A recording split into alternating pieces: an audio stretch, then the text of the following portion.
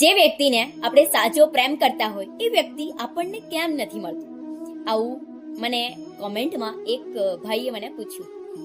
હવે આ પ્રશ્નનો જવાબ તો મારે આપવો એમને. મેં એમને કીધું કે આ જ પ્રશ્ન તો અને પરિસ્થિતિ તો ભગવાન કૃષ્ણની હતી.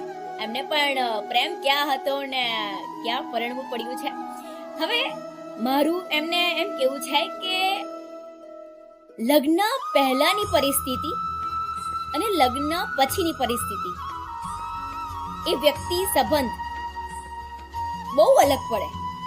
કેમ કે લગ્ન પહેલા જે જિંદગી જીવી રહ્યા હોય એવું લાગતું હોય ને કે એકદમ જાદુવાળી અલગ જ એ બે જ હોય એ દુનિયામાં. અને પછી લગ્ન થાય એટલે પરિસ્થિતિ એકદમ બદલાય. કેમ કે પછી ઘર, પરિવાર, જવાબદારી, સમાજ ઘણું બધું આવી જાય.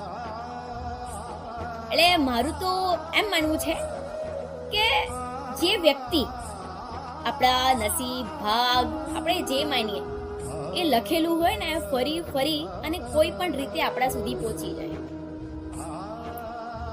પછી આ જવાબ આપ્યા પછી ફરી એમનો મને કોમેન્ટમાં પ્રશ્ન આવે છે કે શું એ વ્યક્તિ મને, હું જેટલું એમને મહેસૂસ કરું છું, યાદ કરું છું, શું એ મને એટલું મહેસૂસ અને યાદ કરે છે કે નહીં, એ કેવી રીતે મને ખબર પડે એમ.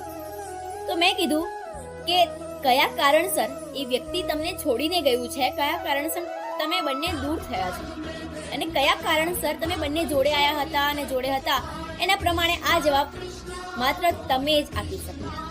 તમે વિચારો તમારા બંને વચ્ચે રિલેશન કેવું હતું, એના પ્રમાણે તમને અંદાજો આવી જ જશે કે એ વ્યક્તિ તમને યાદ કરતું હશે.